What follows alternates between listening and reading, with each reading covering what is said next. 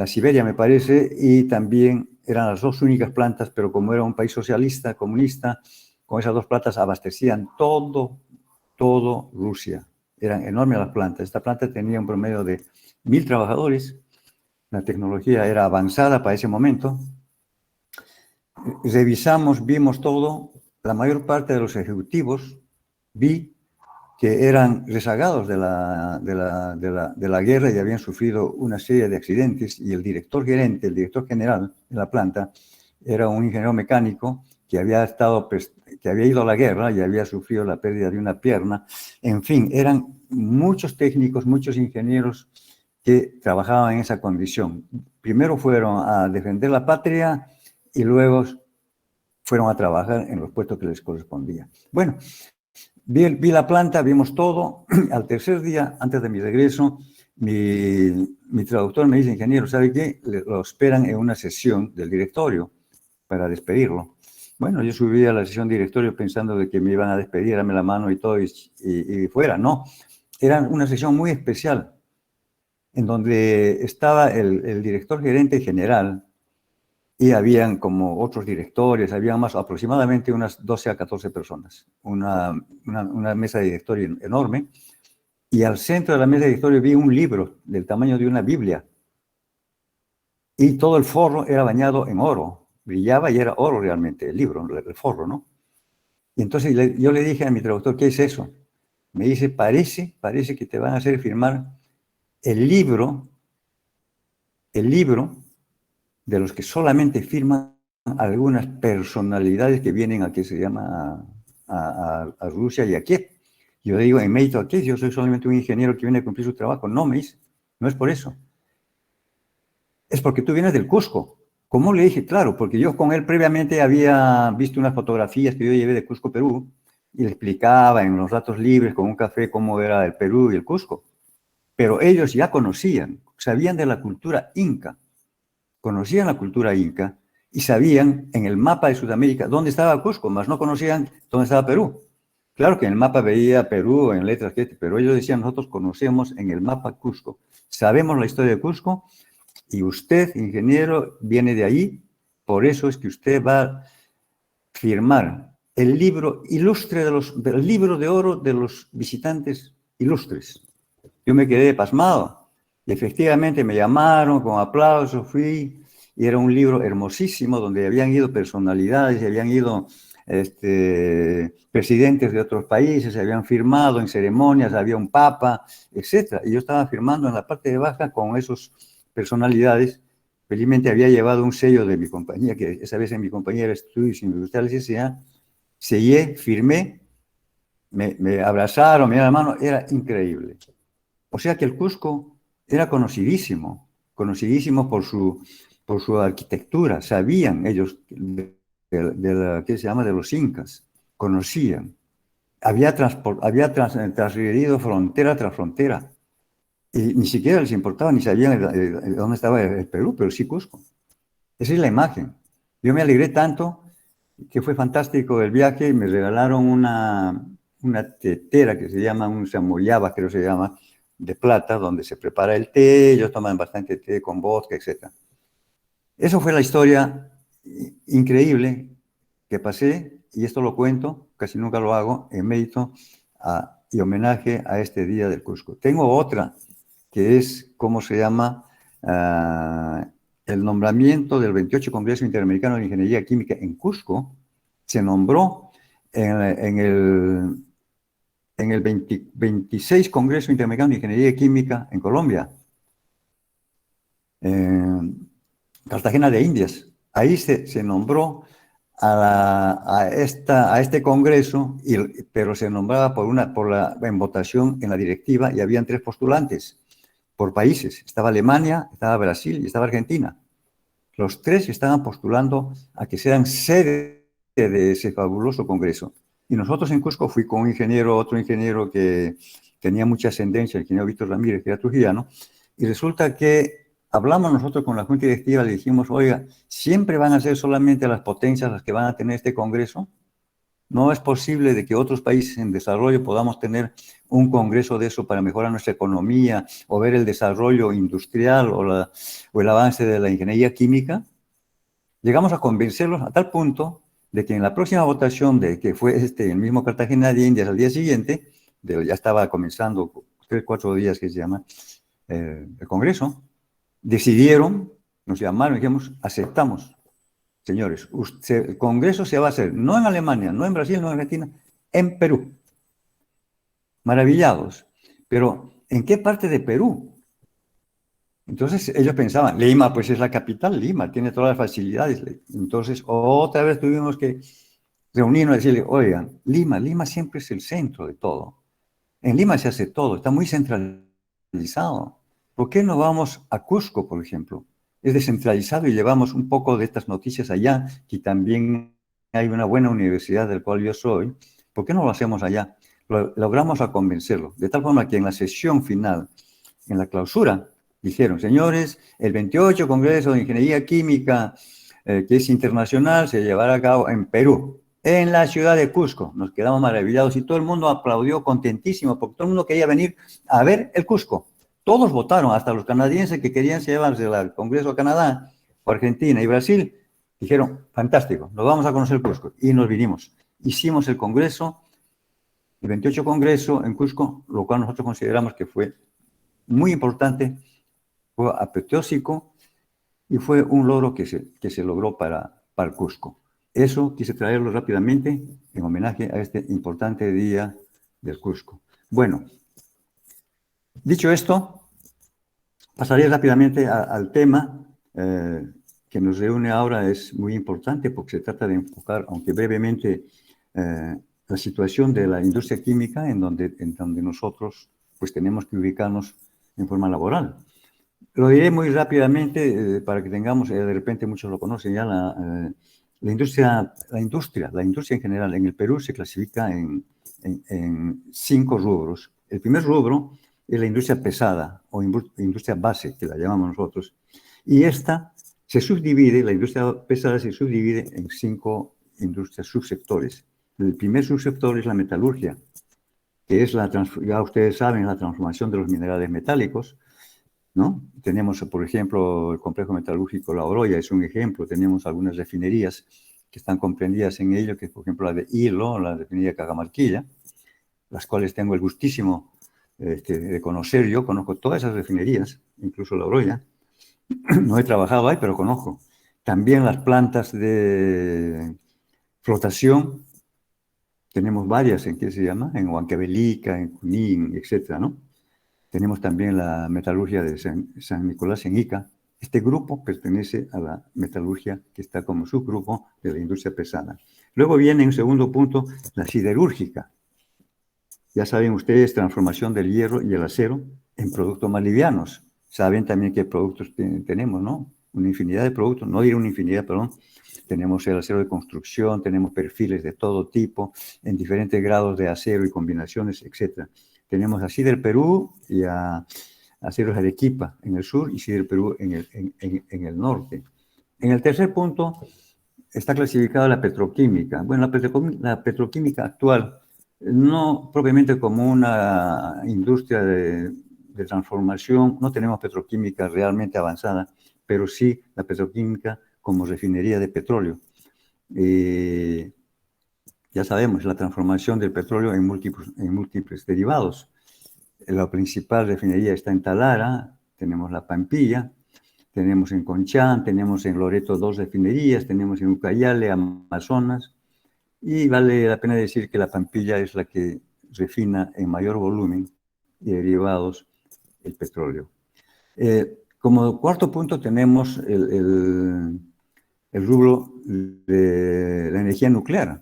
Está considerado como un subgrupo de industria pesada porque ¿qué hacemos en la energía nuclear? Transformamos las partículas en isótopos o radioisótopos. Por lo tanto, hay una transformación, por lo tanto, está considerado como una industria. Y finalmente tenemos el sector de cementos, transformación de la caliza y otros materiales en cemento. Tenemos Cementos Lima, Tenemos el cemento andino que está en Junín, cemento Yura que está en Arequipa y otro cemento, otra fábrica que está en Puno. Tenemos entonces hasta ese punto lo que es la industria pesada o industria base. Luego, en el punto 2 vienen industrias de equipamientos, lo denominan así en la clasificación. En estas industrias de equipamientos solamente tenemos un gran rubro que es la industria metalmecánicas. La industria metalmecánicas, empezando por los astilleros, y también están comprendidos las hidroeléctricas, están comprendidos las metalmecánicas livianas y la galvanoplastía.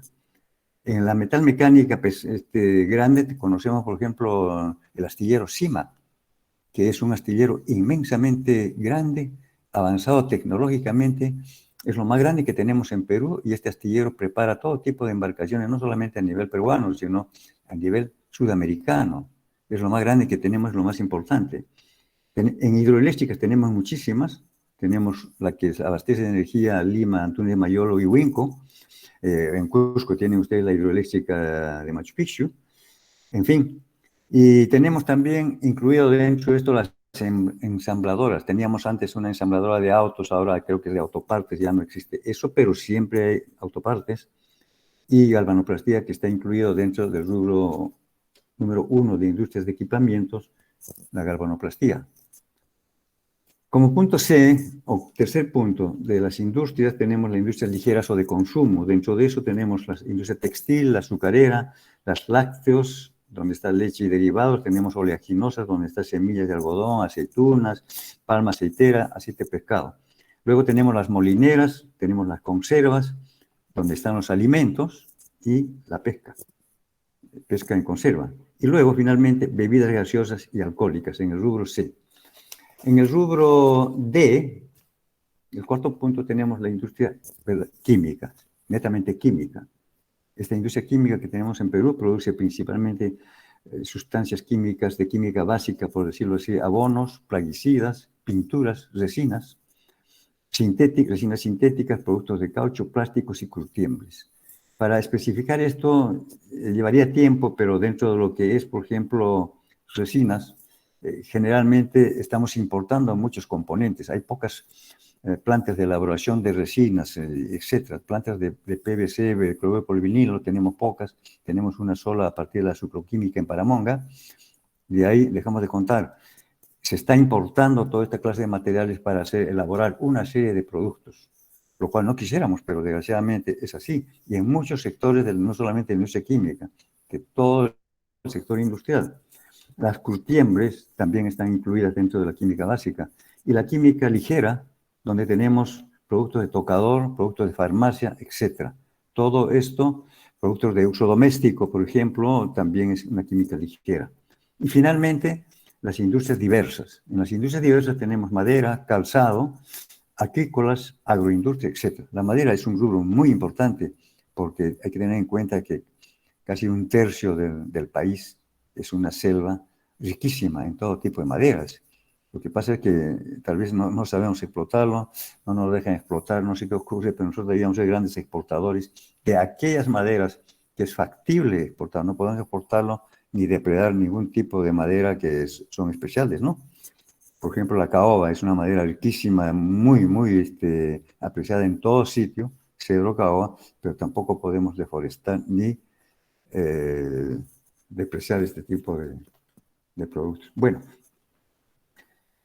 para saber nada más cómo estamos la industria química en el rubro de exportación, por ejemplo, cuánto estamos produciendo. La industria química en el año 2020 habría alcanzado entre 850 a 900 millones de dólares en exportación, lo cual significa más o menos un 24 a 25% de las exportaciones totales, según la Sociedad Nacional de Industria, según Comex Perú, etc. ¿No? Ahora, eso es como dato principal. Tenemos casi el 24 o 25% del total de exportaciones.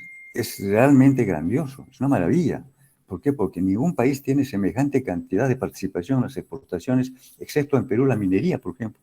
La minería tiene el 60% de las exportaciones y un PBI de alrededor de 12-15%. Es altísimo la minería. Y eso que en minería estamos exportando materiales mayormente en bruto. No estamos haciendo valor agregado, estamos exportando concentrados realmente, ¿no? Nosotros no exportamos derivados, que sería lo bueno, pero no lo estamos haciendo. Pero ese es el volumen, digamos. Pero si este volumen pequeño, no es pequeño, 25%, si este volumen lo medimos comparativamente a lo que hace el país, es importante. Pero el volumen del país que hace hacia el exterior es pequeño si nos comparamos con el volumen de exportación de otros países colaterales o si lo comparamos a nivel continental es peor. Pero dentro de lo pequeño nuestro sí es importante. Pero aún así ese porcentaje no abastece ni soluciona los problemas ni da cabida en trabajo a mano de obra, peor, porque es muy específica la mano de obra, no concentra demasiada cantidad de mano de obra, y a profesionales, porque el sector realmente, por más que tenemos 6, 7 sectores donde podamos caber, los profesionales realmente es pequeño. Hay que pensar un poco en ese aspecto. El volumen de encima, 850 millones de dólares o 900 millones de dólares, no es nada para un país tan rico como el Perú. El Perú debe estar exportando, pienso yo, alrededor de más de 3.000 o 5.000 millones de dólares anuales. Y estamos con 850, 900. Aparentemente es importante dentro de lo que, del rubro que exportó en el año 2020, pero bien, las exportaciones agrupan fundamentalmente 5 sectores químicos del país. Tenemos caucho y plástico, soda cáustica, óxido de zinc, tenemos derivados del petróleo y ácido sulfúrico. Esos 5 productos son mayormente lo que se exporta en el Perú. Ahora, estamos exportando caucho y plástico. Caucho sí, porque nosotros producimos, tenemos caucho en la selva, ¿no? Pero plástico, no tenemos nosotros producción de plástico. A excepción de lo que ya dije, de la sucroquímica, etc. Entonces, ¿qué hacemos? Importamos nosotros los pellets y sacamos plástico en films, en lo que sea, y exportamos. Bueno, es una exportación derivada de una importación, ¿no? O sea que no está muy bien que digamos eso. Los principales países a donde se exportó esto, que acabo de decir, es a Chile, Ecuador, Bolivia, Colombia y Brasil, nuestros vecinos. Pero también hay un producto que se ha exportado fuera del ámbito, inclusive latinoamericano, es el óxido de zinc. El óxido de zinc se ha exportado a España, México, Estados Unidos, Países Bajos e inclusive, principalmente, Alemania. Un producto que nadie sabría que podía ser así, que podía fabricarse así. Les cuento una anécdota dentro de este campo porque voy a ir relatando algunas cosas. Yo hice una planta de óxido de zinc en Lima, en el Parque Industrial de Ventanilla, para una capacidad de 100 toneladas mensuales, que era muy pequeño. Estoy hablando de hace más de 15 años atrás. Como yo tenía consultora, hicimos un estudio de factibilidad y Japón quería comprarse todo el óxido de zinc. Era muy buscado. Una de las plantas principales en Lima era la IEQ, Industrias Electroquímicas S.A. Claro, el Centro Metalúrgico de La Oroya, que también producía óxido de zinc, me parece, pero era para su propio uso. Mientras que Industrias Electroquímicas vendía para otros usos. El principal uso del óxido de zinc en esos entonces era como insumo para las pinturas. Las pinturas llevaban óxido de zinc porque era el que daba color, es blanco, el que cubría una buena parte de la superficie y el que tenía una buena resistencia en la mezcla de las pinturas, el óxido de zinc. Por eso que se exportaba muchísimo al exterior. Pero después de una década de la que estoy hablando, el óxido de zinc ya no se exporta, ni actualmente siquiera para pigmentos o para pinturas, porque ha sido sustituido por otro producto que es el óxido de titanio. ¿Por qué lo reemplaza el óxido de titanio? Porque el óxido de titanio es es un óxido que tiene mayor dureza en la pintura. Resiste más a la humedad, al agua, a la abrasión, lo cual no mucho el óxido de zinc. Entonces, le da más valor. Y tiene un color más brillante y tiene un mayor rendimiento, mientras que un galón de pintura basado en óxido de zinc le daba unos 30 metros, el otro daba 40 metros cuadrados por galón. a una mano de pintura. Por lo tanto, fue desplazado. Aunque el óxido de titanio es realmente costoso, porque titanio no tiene todo el mundo. Nosotros no tenemos titanio, creo. Entonces, esa es un poquito la historia. Cuando hicimos nosotros esta planta, para el asiento, ¿no? La diseñamos allá. Y recuerdo haber diseñado, me ayudó un poco, hay este ingeniero que inclusive estudió acá, Héctor Abad, trabajó en Centromín y él fue parte del diseño de la planta de óxido de zinc en Centromín. Entonces, yo lo conocía, yo he estado varias veces de visita y por datos en Centromín. Yo le compraba productos químicos en Centromín para elaborar muchos productos. Por ejemplo, compraba ácido sulfúrico, compraba zinc, porque nosotros fabricamos sulfato de zinc, compraba concentrado de cemento de cobre, porque hacíamos sulfato de cobre, etc. Y traíamos buena cantidad de Y compraba también polvo de zinc. Tendría que hablar también de eso, pero nos pasaríamos hasta mañana y no terminaría. Bueno, el tema es ese del óxido de zinc. Termino contándoles de que esa planta, cuando estábamos terminando y estábamos por inaugurar la planta, habíamos hecho esa planta, también trabajamos con el ingeniero Javier Otogol Cabanillas, un excelente ingeniero químico, descendiente de alemanes. Jamás vi en mi vida un ingeniero de esa capacidad. Conocí a uno, Jorge Emil, cuando trabajé yo en el Instituto Nacional de Planificación en proyectos, porque mi base de trabajo fue proyectos. Por eso que al inicio, cuando vine a Lima, yo trabajé en proyectos en el INP casi 4 o 5 años y conocí al ingeniero Jorge Emil, que era ingeniero químico, que estudió en Alemania, era catedrático y un experto en proyectos, Me enseñó a mí, yo estuve a su lado, trabajé 2 o 3 años, Jorge Emil. Pero Javier Botogol Cananillas era un ingeniero de tal capacidad que cuando diseñamos con él, por ejemplo, una parte de la planta de óxido de zinc, nos sentamos en un escritorio, me dijo, Lucho, siéntate, papel, lápiz, borrador, y comenzó a diseñar. Y yo saqué mi calculadora, todo este aquello, otro comenzó a diseñar, y en cuestión de 2 horas terminamos de hacer la medida. Ese sabía todas las formulaciones de volumen, volumétricas, de presión, de calor, el cálculo de entalpías, todo lo sabía. Decía, este tubo tiene que tener 35 centímetros de diámetro, porque el flujo del vapor de zinc es tanto y el oxígeno que va a absorber es tanto. Hacía los cálculos de flujo, todo. Y la velocidad es tanto, tenía la forma de la velocidad, todo en la cabeza, era una maravilla el tipo. 2 horas había terminado. Y terminamos. Y también nos ayudó ahí que se llama Ezorabad. Bueno, pero nunca llegó a funcionar. ¿Por qué? Porque cuando terminamos eso, este expresidente nuestro, Fujimori, dio la ley abolió, mejor dicho, parte de los aranceles de importación. A lo cual nosotros, la industria en Perú está semi-protegida por cierto nivel de aranceles. Como era lógico, porque nosotros no éramos desarrollados, pues, ¿no? Y eso vendíamos en el país. Pero dice, no, tiene que haber mercado libre. Así que se abole todos los aranceles y entra todo el mundo. ¿Qué pasa? Si nosotros tenemos pequeñas plantas o medianas plantas, y entra una planta, por ejemplo, entró Alemania con una tecnología maravillosa y con una escala de producción a nivel mundial, va a competir con una planta como la nuestra o va a competir con industrias electroquímicas o con la Oroya, imposible. Entonces todos fracasamos. Cerramos, oye, ni siquiera estado listos a inaugurar. Tuvimos que posteriormente, a los 6 meses, porque todo fue así, todas las industrias fracasaron, tuvimos que desarmar la planta y sacar el acero inoxidable que se había comprado, porque todos los ductos eran un acero inoxidable muy especial, en calidad 316, y tuvimos que desarmarlo. El horno, tuvimos que sacarlo, vender los motores, los impulsos, etcétera, etcétera, etcétera. Una desgracia. Los ciclones tuvimos que desarmar.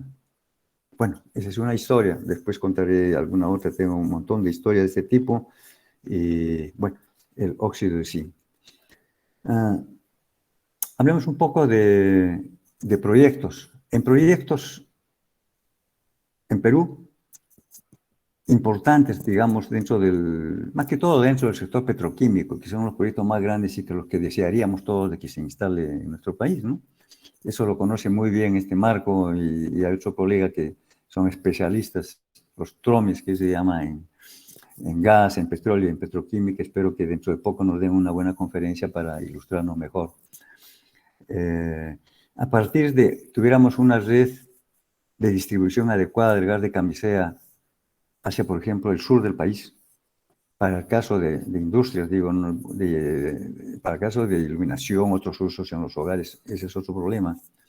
Pero en el caso industrial, si tuviéramos eso, podríamos desarrollar importantes proyectos de la petroquímica y que efectivamente se contaron ya con estudios que el Estado mandó a hacer a través de las instituciones como la Corporación Financiera, etcétera, en unión con otros inversionistas interesados, muchas inversionistas estuvieron interesados, hay como la Braskem, etcétera. Pero en el Pisco podía haberse instalado unas plantas de amoníaco, con lo cual podríamos haber sacado una buena cantidad de ácido nítrico y luego nitrato de amonio. Un proyecto interesantísimo. La inversión superaba los $1.000 millones.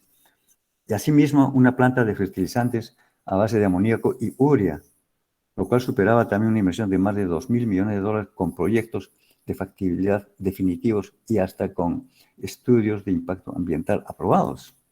Yo no sé qué ha pasado, no se han entendido bien con el gobierno, etcétera, etcétera. Y esto no se ha llevado a cabo y los estudios, no sé si seguirán, no lo he averiguado, o están empapelados como muchos estudios que se han realizado y nunca se han puesto en marcha. En fin, un complejo metalúrgico, petroquímico, hablé de la Braskem en Hilo, por ejemplo, ¿no? Donde podría obtenerse a partir de amoníaco, urea, el etileno. A partir del etileno también podríamos haber obtenido o de la urea o el amoníaco, el metanol y algunos aromáticos. En Hilo tenemos que se llama Puerto y Matarani, entonces podría exportarse también estos productos desde esos lugares. En el norte del país ya existen empresas que están produciendo metano. A base de este metano podría obtenerse amoníaco y de repente urea, pero también tenemos que podríamos tener urea y nitrato de amonio. Y en el norte tenemos roca fosfórica proveniente de fosfato de bayóvara, lo cual podría originar también un complejo industrial importantísimo para obtener diferentes tipos de fosfatos para la agricultura y otros usos. Muy interesante. No sabemos cuándo podría realizarse esto. Bien, es importante señalar que todos los proyectos a que me he referido cuentan con los estudios de factibilidad previos, diseño definitivo, inclusive los estudios de impacto ambiental. En ese aspecto, tengo un rato para decirles de que he visto en la currícula que los estudiantes están llevando proyectos, ¿no? Muy bien. Un proyecto, les digo rápidamente, hay 3 puntos importantísimos en el proyecto. Yo he visto muchos proyectos grandes de toda índole. En la actualidad, el proyecto tiene 3 puntos. Aunque generalmente se llama un estudio de factibilidad, debe tener mercado, debe tener buena economía, o sea, debe ser rentable desde todo punto de vista. A partir del punto de equilibrio, tenemos que tener también el BAN, el TIR, etcétera, los aspectos económicos financieros al detalle. Pero eso se logra, eso no es ningún problema.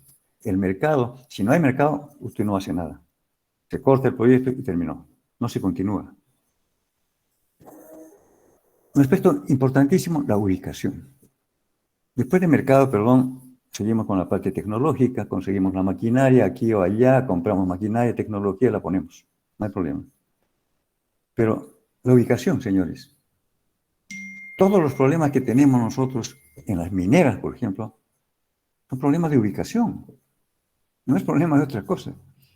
Yo no puedo hacer un proyecto y decir, señores, terminé el proyecto, acá lo tiene, y lo he ubicado en la plaza de armas de Lima o de Cusco. Pues no, se acabó. Porque le dio la gana al inversionista hacer ahí. No, señor, no puede.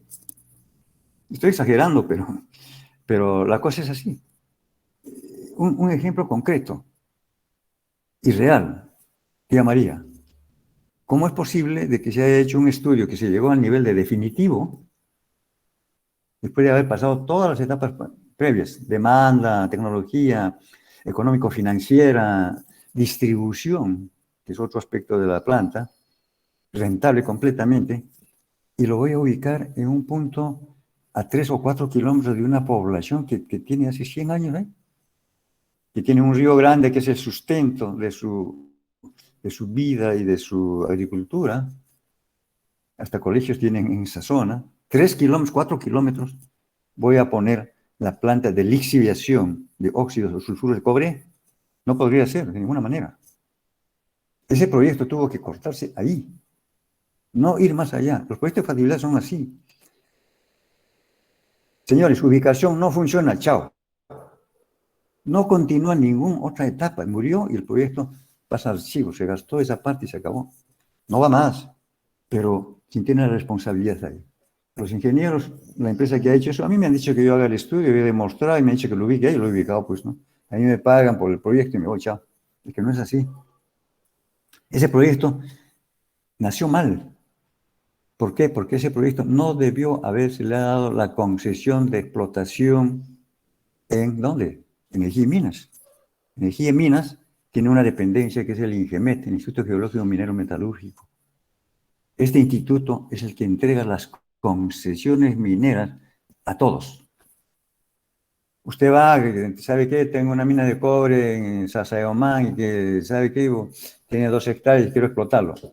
Le va a decir, sí, tome su licencia y vaya, pague su no, no es así, porque está en una área totalmente prohibida, arqueológica. Ese proyecto de María, por ejemplo, entró y debió decirse, no, señor, está usted a 3, 4 kilómetros. Usted va a hacer una lixiviación a tajo abierto. Va a ser una sábana, van a poner de plástico y encima le van a tener su sulfúrico para lixiviar el cobre. ¿Qué va a pasar? A ver, díganme. Se va a lixiviar una lixiviación exotérmica, vamos a tener hidrógeno al aire, vamos a tener azufre, oxígeno, etc. ¿Qué va a pasar cuando el azufre esté elevándose 300, 400 metros arriba, en un ambiente húmedo, por ejemplo?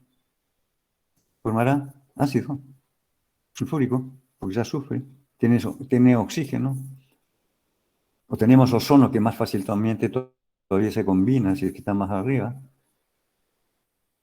Y eso luego, de esa formación, ¿qué produce? La lluvia ácida.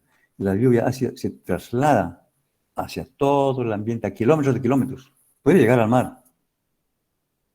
Por lo tanto, no debió haberse concedido de ninguna manera esa licencia de construcción. Y peor aún, como es tajo abierto la obtención de esos minerales, cuando uno extrae el tajo abierto y de repente tiene molienda ahí porque puede salir piedras, eso ya se va a hacer polvo. Y tenemos a 5 kilómetros la población, los vientos son muy fuertes en esa zona, tiene que llenarse de polvo todo el área. Sus cultivos, ¿dónde van a ir? Señores, a mi criterio, como técnico, eso no va.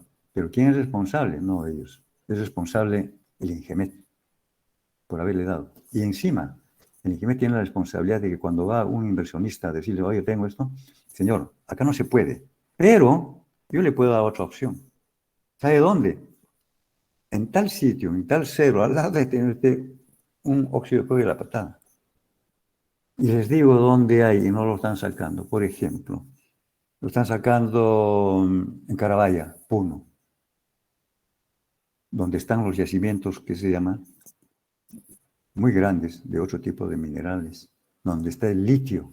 Más abajo del litio tenemos que se llama muchos cerros. Yo he estado allí, cerros verdes con ¿qué se llama? Por la exudación de sales de sulfato de cobre. Soy ingeniero, le digo, vaya acá, esta es la ubicación, estos son hasta los parámetros. Los ingenieros tienen satélite que puede ver objetos hasta 60 centímetros de superficie. Usted está parado ahí, le van a decir, usted está con camisa azul, ¿qué hace ahí? Y mucho menos nos van a decir que hay una población de 10.000 habitantes a 3 kilómetros. Es una broma pesada, no entiendo yo a estos señores. Y encima de eso, le dan su ubicación, les dan el estudio de impacto ambiental aprobado. ¿Quién lo aprueba? Eso sí lo aprueba un departamento de energía y minas. Aprobado. Bueno, yo no sé cómo hacen eso. Me refería a que los que van a hacer proyectos de factibilidad, estudios, ubicación, básico. Sin ubicación no va ni a la esquina. Ahí queda ese proyecto. Bien. Otros proyectos deseables, otros proyectos que quisiéramos que se haga acá, tenemos, por ejemplo, y de forma inmediata, las plantas de refinación de metales en la planta metalúrgica. Muy importante. Ahorita estamos exportando nosotros minerales. Estamos exportando concentrado de cobre con 40% de cobre, con 7% de zinc o 1% de plata, etc. Se lo llevan así. No deja un centavo de valor agregado porque se va directamente de la mina a la planta de separación gravimétrica o la planta de flotación. Sacan el concentrado y se lo llevan. ¿Por qué ese concentrado no lo llevamos a unas plantas de refinación de metales como la Oroya, por ejemplo, no? La Oroya tiene una parte de eso. Y entonces deberían instalarse estas plantas de refinación de metales. Sería bueno, por ejemplo, el sur es la zona donde hay mucha minería. Unas 2 plantas en el sur, una planta en el centro, puede ser Junín, una buena zona, y otra planta en el norte, cerca de Cajamarca, que también es zona minera, Ancash. Con esas 4 plantas de refinación regularmente grandes, haríamos muchas cosas. En cobre sacaríamos alambrón de cobre, ya lo están haciendo en cierto diámetro, pero alambre fino, fino, para llevar al circuito los motores, por ejemplo, ¿no? Lo hacen, pero muy poco. Todo es importado. Podríamos hacer los perfiles de cobre, tubería de cobre de todo diámetro y de todo espesor. Podríamos hacer fritas de cobre, todo tipo de cosas en cobre, y conteniendo esas plantas de refinación de metales, nos vamos a la aleación con otros metales, cobre, zinc, latón, etcétera, etcétera. Podemos comenzar a sacar otro tipo de bronces, etcétera. Entonces dejamos valor agregado y exportamos. Hay trabajo, hay dinero, el Estado gana impuestos, pero no entiendo por qué no se fomenta esto. Es un interés de los inversionistas de llevarse así concentrados, o el Estado se hace el ciego y no quiere promover esto, debería dar incentivos. Toda industria, tiene que tener una promoción, un incentivo para que el inversionista diga, oye, me conviene acá. Si no me da nada, pues no voy simplemente. El Perú no es el único sitio donde pueden venir a invertir en minería o en otras cosas. Pueden irse a cualquier otro sitio. Gas no solamente tiene el Perú, Bolivia está mejor que nosotros en gas, creo. ¿Se dan cuenta? Chile está mejor que nosotros en cobre. En litio. Tenemos varios países que tienen litio, oiga. Así que no podemos hacernos de rogar nosotros para que los inversionistas vengan acá y pongan su plata. Eso sí, el inversionista va a necesitar que tú le des garantía, que le des paz para trabajar, le des garantía que su capital va a sacar su utilidad. Bueno, dicen que el 70% me lo quedo yo y 30% queda. Perfecto. 30% es una buena utilidad de un proyecto de esa naturaleza. ¿Qué creen? Hagan ustedes un estudio de factibilidad y saquen la tasa interna de retorno o el valor actual neto. No le da 30% jamás. Estamos hablando de 8, 10, 15, con 20% los inversionistas están frotando las manos. Pero necesitan un clima de paz, democrático, que se respete y que se asegure de que su dinero, después de que lo han explotado 30 años, y el Estado haya sacado lo que quiere sacar, porcentaje que quiere convenir, pues que se lleve el saldo a su plata. Así es, señores. Bien.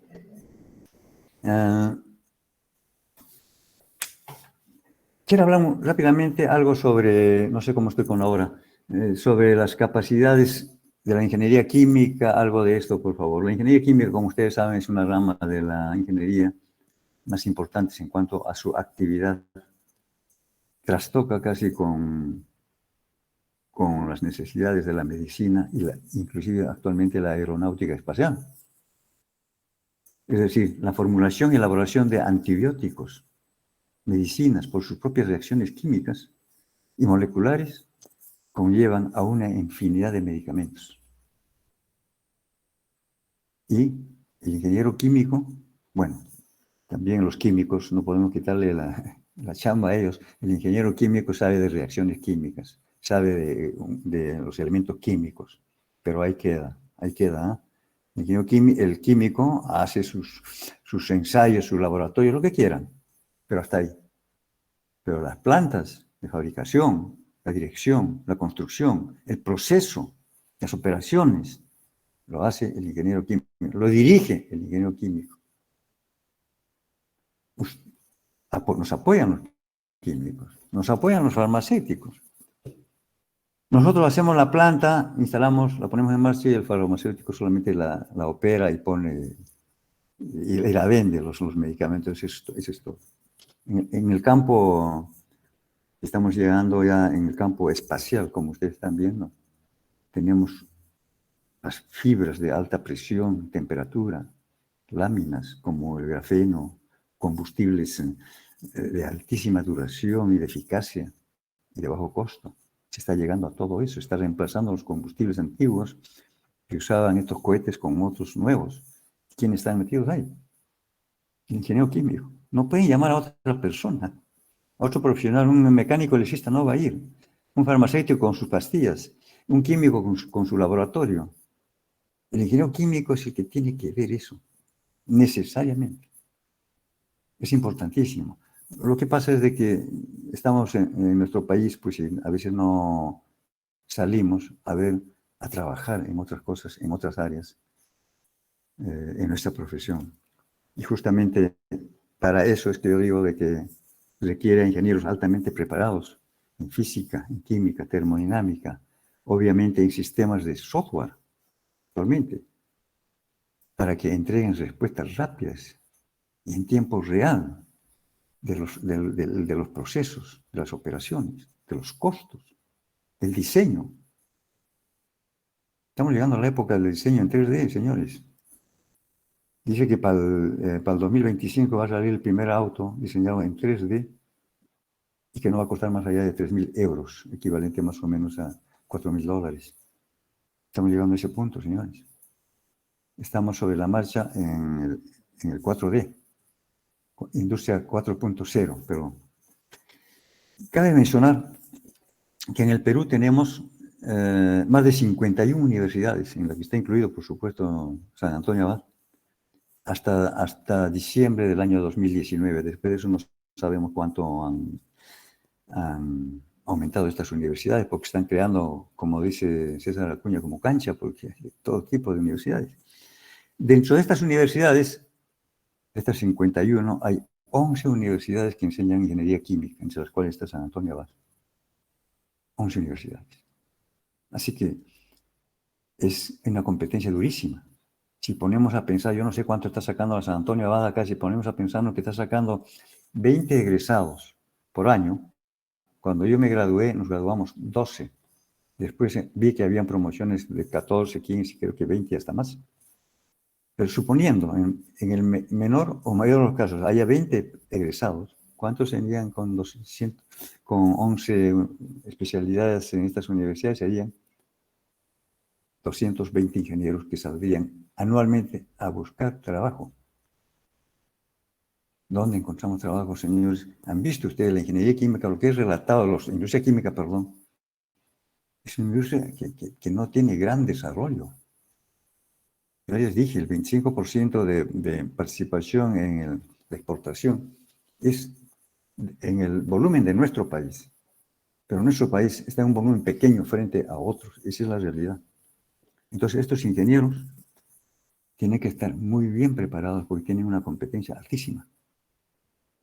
Y para que estén bien preparados, tenemos que ver una buena currícula. Claro, en una economía desarrollada con un crecimiento permanente que podrían otorgarnos nuestros gobiernos, habría una mayor cantidad y mayor posibilidad de trabajo para estos ingenieros. En este sentido, La malla curricular que está aplicando la San Antonio Abad, me imagino que es la más adecuada,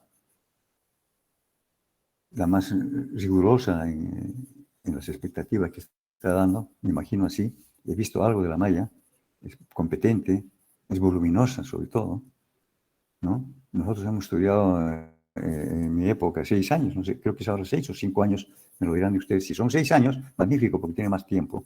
Si son 5 años, estamos apretados para llevar tanto curso. Es muchísimo, pero necesitamos eso y necesitamos, porque de lo contrario no podemos conseguir un buen trabajo. Y es más, hoy en día nuestros profesionales tienden a salir afuera, tienden a migrar a otros países. Uno de los países donde generalmente van por el habla es España. Yo conozco España, he estado en Barcelona, he estado en varios sitios, he estado en congresos, ¿qué se llama? En un congreso justamente de Congreso Interamericano de Ingeniería Química, he estado en congreso de industria química, de agroquímica, ¿qué se llama? En Barcelona. Uno va ahí por el habla, por el castellano, y la competencia es durísima, es durísima. Preparan bien ellos en España a sus ingenieros, tenemos que competir con ellos, tenemos que estar bien preparados. Ya ni siquiera está hablando de idioma, porque ellos van a hablar español ahí, pero si tuviéramos que ir a otro sitio, Estados Unidos, China, quién sabe. En Estados Unidos los ingenieros químicos son muy, muy evaluados, pagan muy bien a sus ingenieros, pero tienen que ser muy, muy, muy competentes. Los americanos son así, como todos los países hoy en día, para lograr un desarrollo sostenido a lo que estamos ahora regidos en el mundo, tiene que ser necesariamente de esa forma. Bueno, sin embargo, a manera de sugerencia nada más, quisiera señalar que debe tenerse en cuenta algunas asignaturas para enriquecer y complementar las que actualmente están cursando nuestros estudiantes en la San Antonio Abad. Así, por ejemplo, debería haber o lo hay diseño de productos, equipos, procesos y plantas. No olviden, un diseño de un equipo no es lo mismo que de un proceso. Un proceso es más amplio, es todo un procedimiento. Un equipo es un equipo, pero se diseña, eso es obvio. Espero que un egresado de San Antonio Abad pueda diseñar un reactor químico. ¿Sí? Un reactor químico con todas sus necesidades. Compresión, temperatura, etcétera, etcétera, movimiento, velocidad a la que está sometida, qué sé yo. Tiene que saber enchaquetado o no enchaquetado, en caliente, exotérmico, el acero, qué tipo de acero. Tiene que saber, no es lo mismo un acero 304 que un 316, un 318, un acero 316L, por qué es L, etcétera. Si no sabe, libro, computadora, y va a estar un día averiguando eso, ¿no, señor? Tiene que muchas cosas ya saberlo. Diseño. Y se complica el asunto si decimos procesos. Y se complica el asunto si decimos plantas, ¿no? O sea, ya estamos un poco más preocupados ahí, porque tenemos que diseñar una planta. Y está. La formulación de proyectos industriales con diseño definitivo. Yo sé que ustedes están estudiando proyectos industriales, pero pasemos a un diseño definitivo, ya es complicado. Pero por lo menos debemos saber en qué momento se pasa a un diseño definitivo. Y no queda ahí. Termina el diseño definitivo que incluye planos, detalle de cosas, suministros, red eléctrica, agua, desagüe, etc. Mano de obra. ¿A dónde pasa? Puesta en marcha. La puesta en marcha es complicadísima. ¿Qué tal si dirigen una planta, el plano, se sacan, hacemos con un esfuerzo y después la planta no arranca o arranca mal? A mí me pasó eso. Les cuento después. Terrible, fue terrible ese momento. Casi me denuncian, pero tuve que esforzarme nuevamente y volverlo a diseñar como 5 veces hasta que salió. Diseñé un horno deshidratador para un grupo alemán que vino acá, me buscaron. Yo lo hice y me salió mal. La primera prueba. Entré a la segunda prueba, creo que a la quinta salió. Medio que renegando a los alemanes, pero logré hacerlo. Y se llevaron toda la formulación, medidas, diseño, todo se llevaron a Alemania y supuestamente de allá venían con el equipo completo acá para un producto muy, muy delicado proveniente de los aceites de pescado para extraer una proteína complicadísimo, pero a todos estamos expuestos los ingenieros químicos y tenemos que estar bien preparados para afrontar esos retos. Se presentan en cualquier momento. Temas de logística y toma de decisiones es importante. Tecnología de materiales nanoestructurados, ciencia de las superficies y corrosión y materiales metálicos.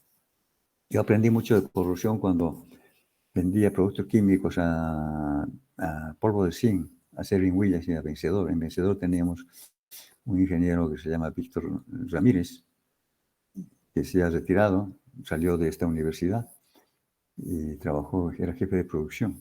Cuando yo le llevé este producto, porque yo lo fabricaba, me lo compraba todo. Y Sherwin-Williams, lo mismo, un ingeniero de Huancayo, me compraba todo. ¿Dónde aprendí yo a hacer eso? Lo aprendí a hacer por experimentación. Y vi una planta en Centromín, Perú. Como entré en Centromín, Perú, porque tuve un amigo, me dijo, quiero conocer esto. Fuimos, vi, y vi cómo se hacía el polvo de zinc en retortas por el efecto Joule-Thomson. Se acordarán ustedes, revisen, se puede obtener polvo de zinc. Así hice, pero me salió mal ese proyecto, segundo proyecto que me salió mal. Después les cuento, fue un poco terrible, pero en sustitución de eso hice polvo de zinc por soplado. ¿Quién hacía polvo de zinc por soplado? Lo hacía Cajamarquilla. ¿Para qué hacía polvo de zinc Cajamarquilla? Lo hacía para cuando las reacciones de electrolisis, perdón, de disolución por ácido sulfúrico se excedían en la acidez, le bajaban la acidez con polvo de zinc. Si le bajaba la acidez, llegaba a una etapa más neutra y estaban contentos, ¿no? Sacaban polvo de zinc. Bajo de hacer eso, me equipé y lo voy a sacar. Lo malo es de que eso yo vendía a estas fábricas, a Vencedor y a Sherwin-Williams, porque ellos usaban de la oxidación y corrosión en las embarcaciones que venían a todo el Callao. Era muy grande. Entonces, el polvo de zinc vía evaporación Joule-Thomson te puede dar una malla de 250 malla Tyler para arriba, para abajo, para arriba, más fino. Pero el de soplado no te da esa malla, te da más grueso. Y cuando es más grueso, no lo quieren mucho porque es difícil la mezcla. Y entonces cuando saqué eso, teníamos que pasar de doble o triple tamiz hasta llegar a la malla 250-300 que le vendíamos nosotros. Y recién compraban, tuvimos que hacer eso. Bien.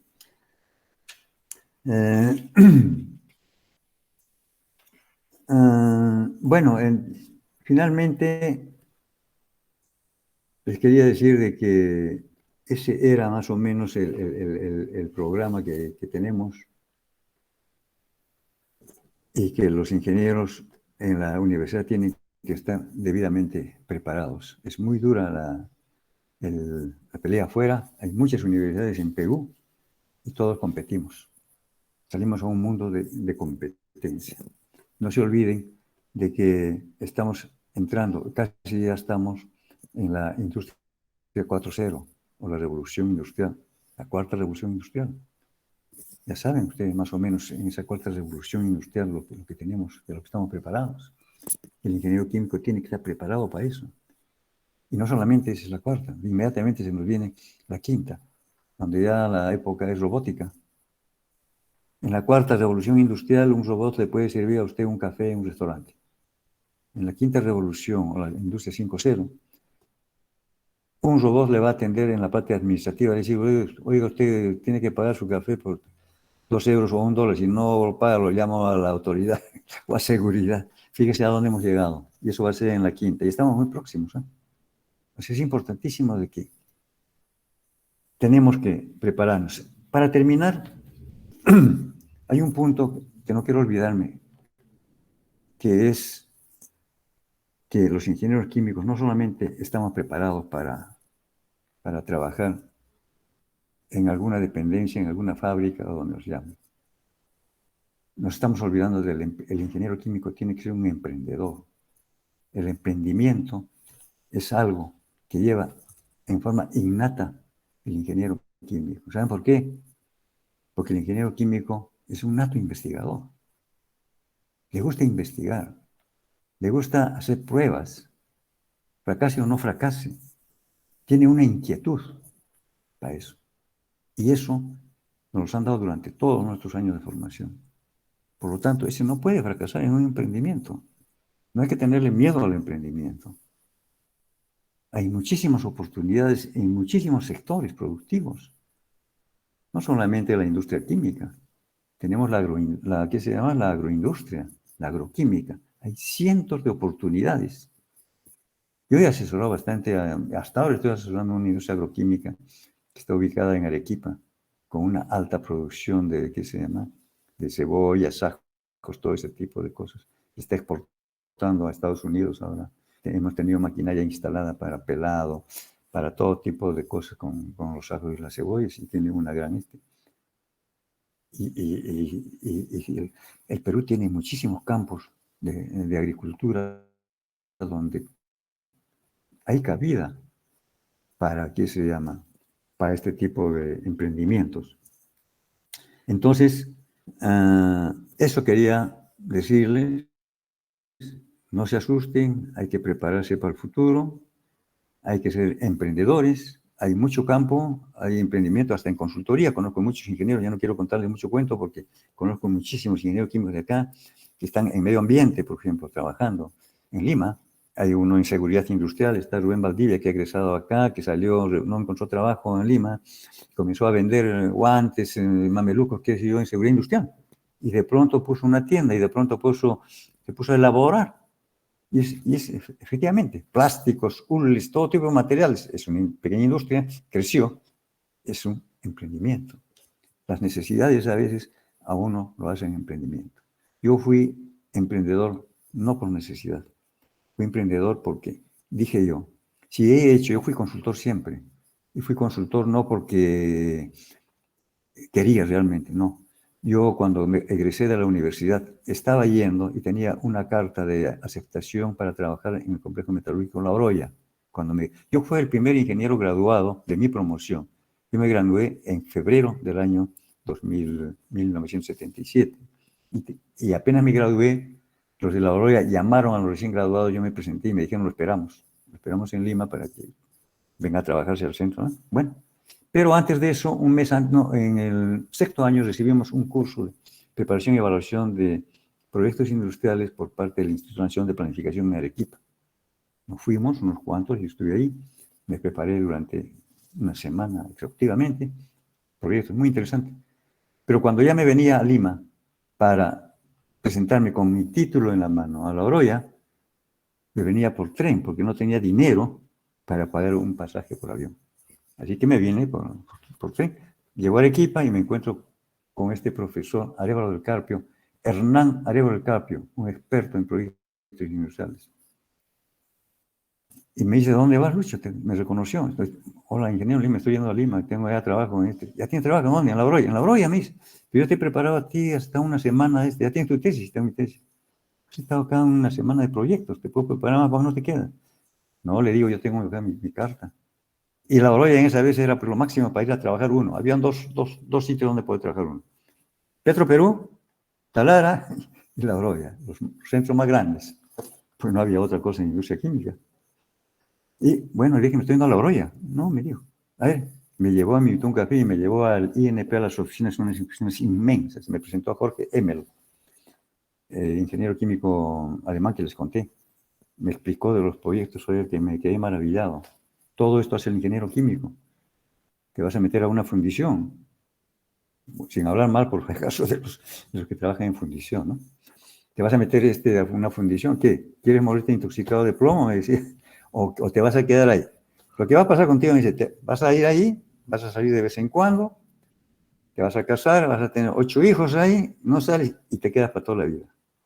¿Quieres eso o quieres superarte? ¿Quieres una beca? ¿Quieres aquí? Oye, le digo, quiero una beca, yo no me voy a quedar así. No, entonces te quedas. Me quedé. Y ahí me comencé a practicar 4 años, proyecto y proyecto y proyecto. Hicimos proyectos para todo el mundo, en todas las corporaciones. En el Parque Industrial de Arequipa, deshidratación de agua por liofilización, etcétera, etcétera, etcétera. Aprendí, me vine a Lima.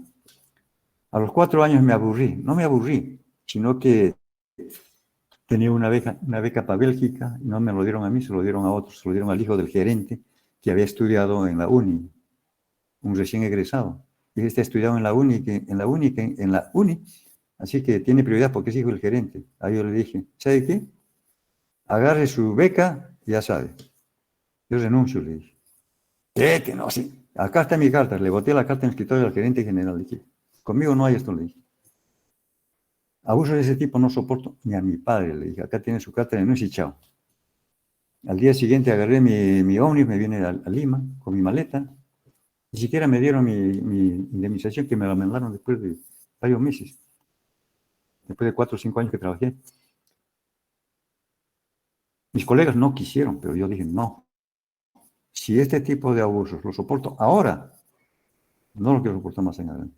Me vine y a Lima, sin un trabajo. En Lima conseguí, a las 2 semanas conseguí como proyectista, conseguí un trabajo en una compañía privada. Me fue fabuloso. Me pagaron todo lo que yo les pedía. 5 años trabajé. Ahí estudié el posgrado en proyectos con una compañía canadiense. Muy buenos profesores.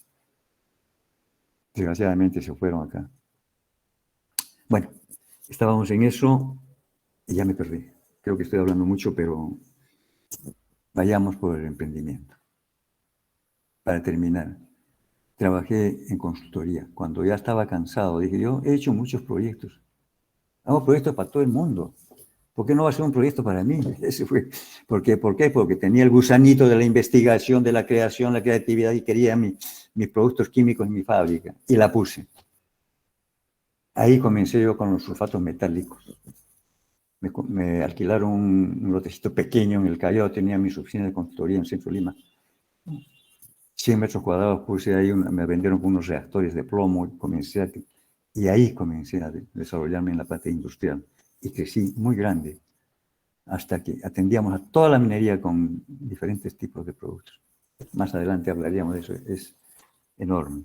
Bueno, ese fue mi tránsito de consultor a pero posteriormente hice las dos cosas, o sea que cuando murió toda la parte industrial por una cuestión de yo como consultor estoy satisfecho y hago lo que quiero realmente.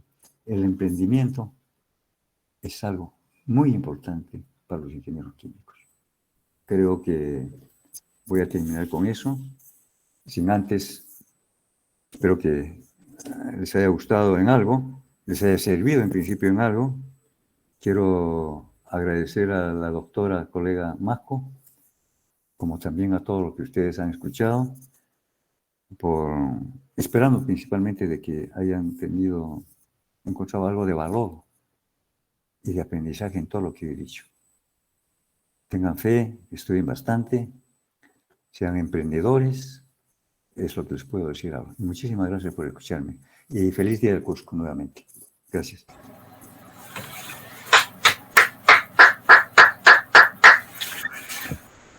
¿Se me permite? ¿Quién es el moderador? Rodrigo. Oh, Clímaco. Sí, ingeniero, puede continuar. Hola, Rodrigo, ¿cómo estás? Felicitaciones. Eres efectivamente hijo de 2 ingenieros químicos. Mis felicitaciones. Bueno, yo quiero un poquito resaltar de sus buenas exposiciones que ha hecho el ingeniero Luis. Realmente su presentación ha sido muy motivador, ha hecho ver la realidad. Por ejemplo, en la primera parte que ha expuesto de los 5 empresas, diremos así, sectores industriales que tenemos en el país, como es la pesada, siderúrgica, petroquímica, nuclear, cementos.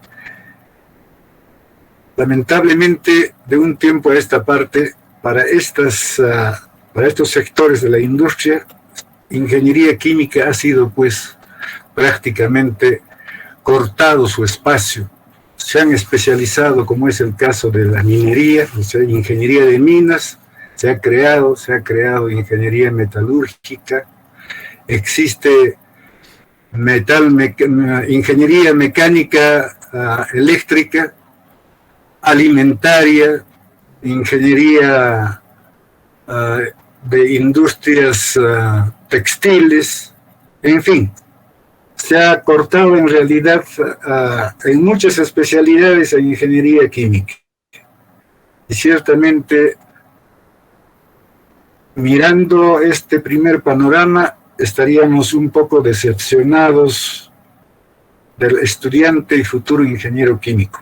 Pero, como usted mismo ha dado una sugerencia, yo iba también a la sugerencia de que a los nuevos gobernantes y al Congreso actual, que va a ingresar el 28 de julio, sería bueno alcanzar como ingenieros químicos que se tenga que, primero, exigir que los centros mineros que extraen a tajo abierto los minerales de cobre no se lo lleven como materia prima, como materia bruta, que se le dé valor agregado. Creo que algún presidente en años atrás en la Sauder obligó a que hicieran la refinación de este material con este concentrado como cobre y empezaron a obtener lo que era el oro y la plata. Creo que este proyecto ha dado a que el Estado pueda tener pues oro en su bolsillo para vender y pagar inclusive a los trabajadores del Estado en Centromín y en otros proyectos. Creo que este es un buen ejemplo que tenemos. Entonces, a la minería podemos ingresar los ingenieros químicos a darle valor agregado. Y como usted dice, esos metales que se van a obtener, el mismo cobre, van a servir para la industria complementaria. Igualmente, el gas que no se comercialice como gas para quemar. Alguna vez en eventos regionales, internacionales, hemos escuchado, el objetivo de explotar el gas no es quemar, sino hay que industrializar. Usted ha propuesto por allí que se puedan hacer 2 o 3 plantas petroquímicas. La misma puede dar pues espacio a los ingenieros químicos. Y el quien habla ha dejado ya la universidad hace 17 años. Me dedico a la industria, estoy dentro del sector de las micros, pequeñas empresas del Cusco. Diría de que en realidad nosotros tenemos que hablar de la investigación. Y hay un tema muy importante que usted sugiere. Por ejemplo, que en la currícula de ingeniería química debería de revisarse un poco, por ejemplo, para entrar a lo que es el diseño del producto. Hablando del diseño del producto, nosotros los ingenieros químicos tenemos una gran ventaja de ser más minuciosos, más analistas de su composición de los productos. Si nosotros entramos en la industria alimentaria, tranquilamente podemos relanzar los proyectos que están descartados, por decir así, y que exponiendo las cualidades, propiedades que tienen estos productos alimenticios, podamos tener mejores espacios en el quehacer de la industrialización de los productos de cada región. Eso es sumamente importante, y eso lo digo con experiencia, porque yo estoy en la línea de la transformación del cacao. El cacao se exportaba como materia prima actualmente, pero en estos últimos años, colegas nuestros, jóvenes que han salido de universidades, están potencializando lo que es los derivados del cacao, específicamente de la pasta pura. Hace poquito, en París, Francia, han ganado sendos premios los productores de la región del Cusco. Vamos a tener noticias muy interesantes en pocos meses, no años, en pocos meses. El Perú va a ser realmente primer productor de los derivados del cacao. ¿Pero por qué? Porque el cacao tiene minerales tan importantes como el hierro, fósforo, calcio, magnesio. Si hablamos del hierro, estamos hablando de apoyar a que los niños no sufran de la anemia. Tiene mucho peso en la alimentación, sobre todo para los niños hasta los 7, 8 años. También tenemos nosotros que puntualizar lo que usted ha mencionado, el tema del diseño de procesos de producción. Efectivamente, es uno de los puntos más importantes. El ingeniero químico sí puede diseñar equipos de procesamiento. Sabemos muy bien que los aceros que están clasificados para los alimentos, algunos tienen poco porcentaje de revestimiento. Entonces, el mismo alimento que se está procesando puede resultar siendo un producto que esté corrosionando al equipo. Y la temperatura y las concentraciones son los dos puntos importantes para tener que tomar, como se dice, el análisis del equipo que va a resistir o no. Entonces, creo yo particularmente, y como cuando era docente siempre decía a mis alumnos, ingeniería química es el papá de todas las ingenierías. Cuando tenía a mi cargo diseño de plantas, yo les motivaba a mis alumnos diciéndoles de que el ingeniero químico hasta en sus sueños puede encontrar un proyecto. Eso replicable en un primer borrador, segundo, tercero, cuarto, quinto borrador. Y va a dar trabajo no solamente al ingeniero químico, sino le va a dar trabajo al arquitecto, al ingeniero civil, al ingeniero mecánico electricista y a otros, inclusive a un abogado. ¿Para qué? Para que le forme su sindicato en contra del autor del proyecto de planta. Entonces, con esta reflexión, les digo a nuestros estudiantes que aún están en camino, que no se decepcionen. Hay mucho por hacer, pese a que se le ha especializado al ingeniero químico en otras ramas y han quitado mucho espacio. Muchas gracias. Muchas gracias, ingeniero clímaco, por sus palabras. Ahora, seguidamente, pasaremos a la ronda de preguntas. Quien tenga alguna pregunta puede hacerla por el chat. Yo pasaré a seguir a leerla. Desde ya, invito a Clímaco Vargas para que nos acompañe en una exposición dentro de nuestro proyecto Experiencia y Visión Actual de la Ingeniería Química. Muchas gracias. Estamos soy de la promoción 81 y vamos a tener que conversar un poquito más ampliamente este tema porque en realidad siempre como cusqueños pensamos en grande y decimos que las generaciones que vienen tienen que enrollar las filas de la industrialización de la región y del país. Gracias. Gracias a ti. Seguimos con las preguntas, Rodrigo. Sí, ingeniero. Como primera pregunta tenemos, ¿qué se debe realizar en la industria peruana para poder evolucionar y dar este salto tecnológico, pasar de exportar materia bruta a derivados transformando esta materia? Bueno, yo lo dije hace un momento, lo que se necesita fundamentalmente no es tanto, fíjese, entiendan bien, no es tanto el hecho que tengamos nosotros recursos naturales. Tenemos recursos naturales, fíjense bien, en la costa, en el mar en primer lugar, mar. Tenemos costa, tenemos un intermedio entre costa y sierra. Tenemos la sierra y tenemos la selva. Estamos con muchísimos recursos. Somos más grandes que Japón, porque Alemania en tamaño y en riqueza. Lo que necesitamos nosotros es que nuestros gobiernos o el Estado piense claramente de que solo la industria es la que puede salvar la situación económica del país. Si ustedes ven y analizan bien las estadísticas y todo lo demás, van a ver que el sector comercio es la que ocupa gran parte de la actividad de la población peruana. Y la que se ocupan en transformación, la que está en industria, no somos ni el 30%. Ahí están todos los sectores productivos. Lo demás es comercio a nivel macro.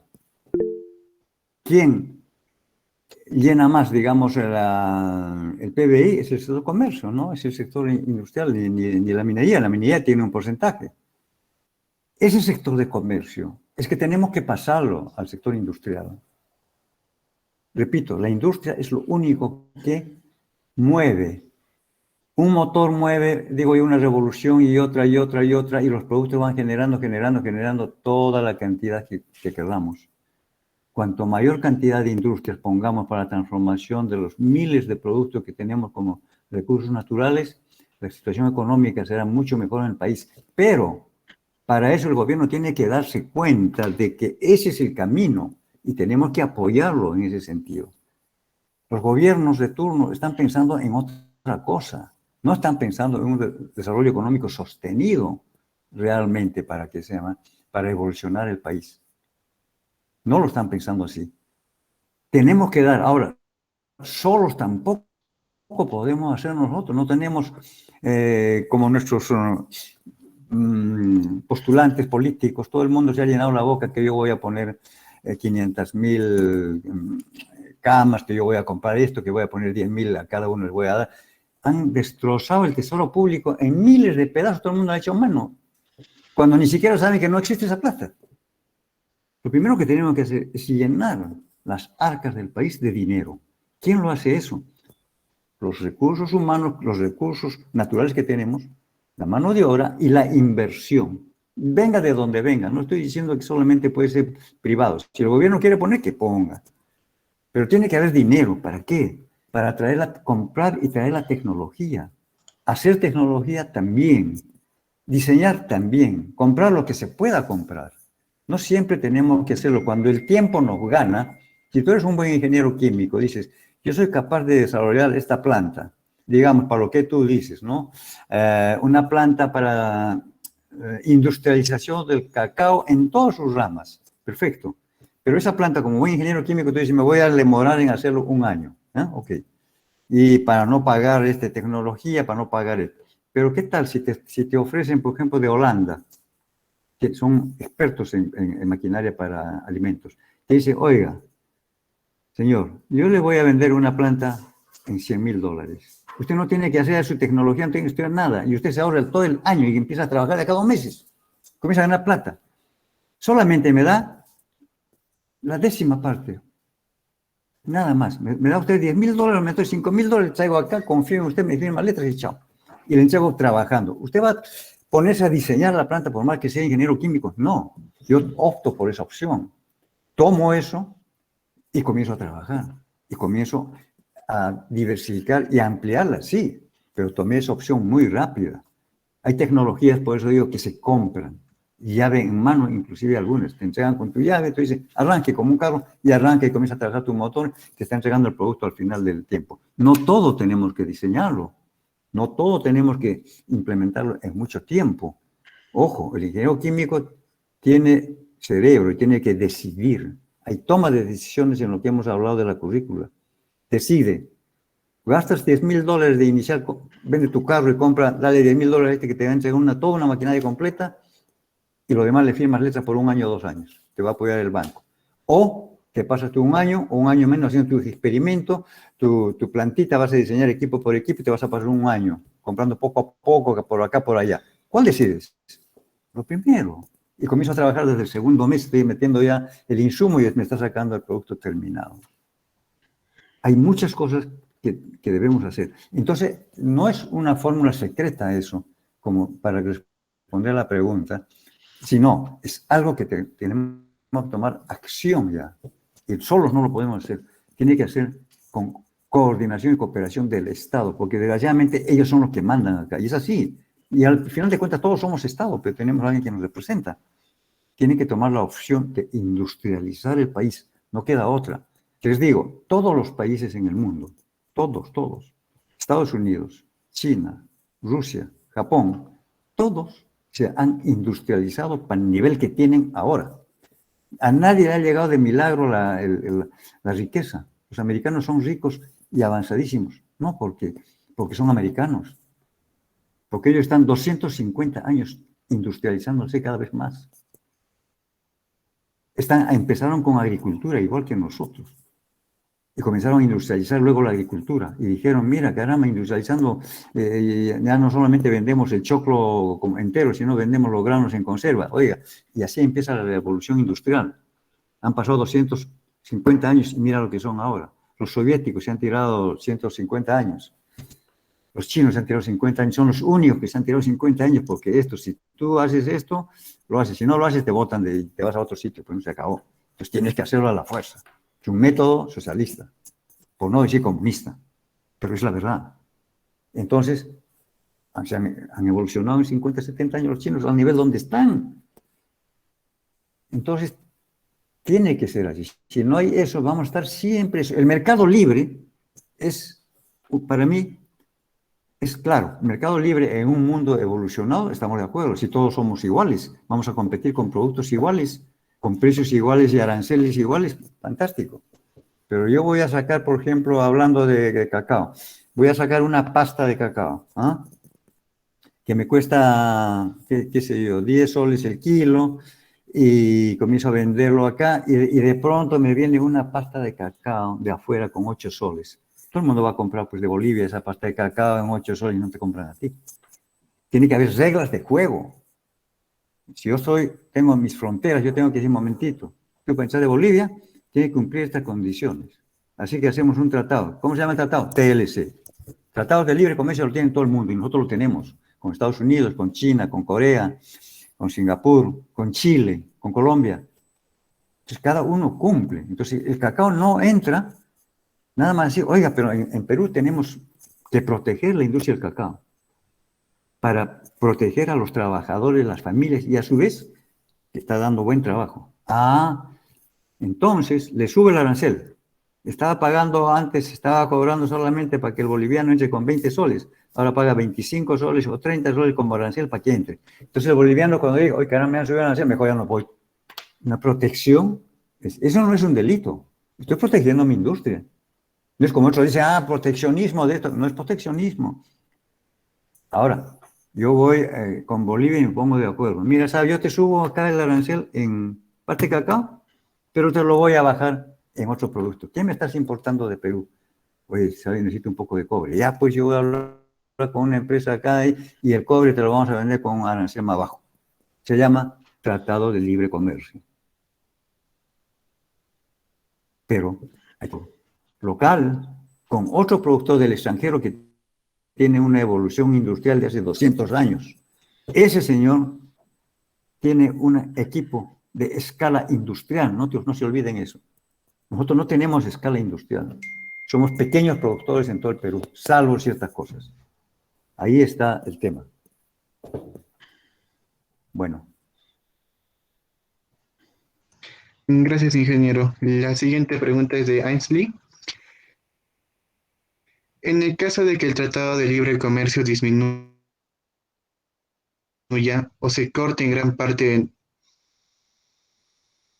del Perú, nosotros como peruanos tendríamos...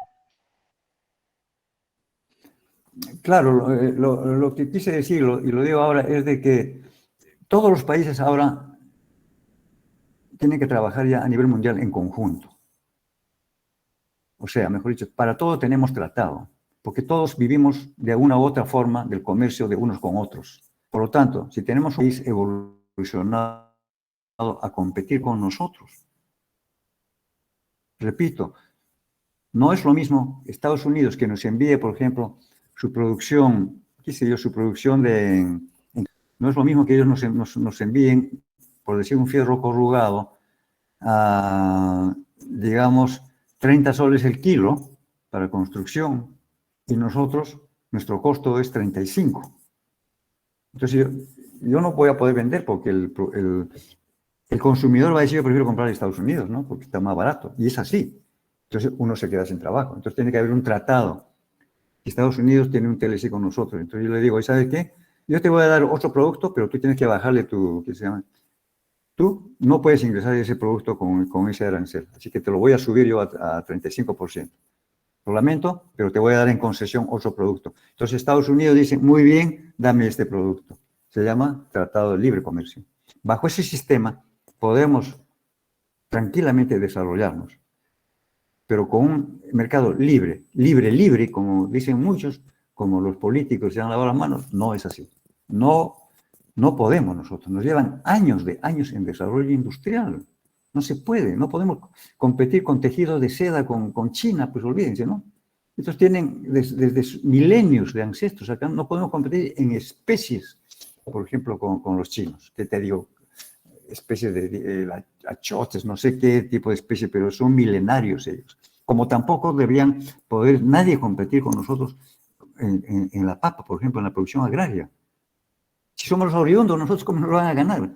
¿Es así o no? No tenemos en las chacras actuales, nosotros tenemos ¿cuánto? 50 centavos están pagando para llevarse a Lima, por ejemplo, para traer de cualquier sitio de provincias, el kilo de papas. ¿Es correcto? A mí me parece una miseria. ¿Por qué? Porque no tiene apoyo, no tiene nada, ¿no? Y sin embargo, estamos importando papas de Holanda. Importamos papas de Holanda. ¿No han visto una papa mala, aguachenta, blanca, fea? Es papa importada.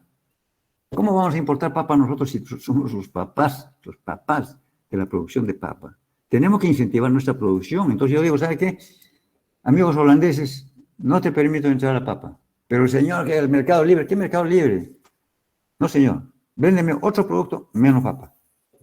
No va a vender, pues, al rey de los camotes, pues me va a vender camote. No puede ser. Entonces, eso se llama sistema de protección arancelaria. Entonces, para que no se ofenda ese Holanda que te está enviando esa papa, que, oye, pero no te preocupes, yo te voy a dar otro producto, o te voy a comprar otro producto. Por ejemplo, ¿qué le puedo comprar a Holanda? Son altos productores de maquinaria para lácteos, por ejemplo. Hoy, ¿sabe qué? Hay un grupo de empresarios que van a comprarte de máquinas para lácteos, esto, aquel, perfecto, es un tratado. De esa forma se protege. Es la forma como funciona los TLC, Tratados de Libre Comercio entre Países. Esa es la respuesta. Gracias, ingeniero. La siguiente pregunta es de Justin. ¿Cómo podemos hablar de recursos cuando nosotros mismos planteamos soluciones de aprovechamiento, pero no nos damos cuenta sobre el gran impacto ambiental? Es cierto, y es una buena pregunta.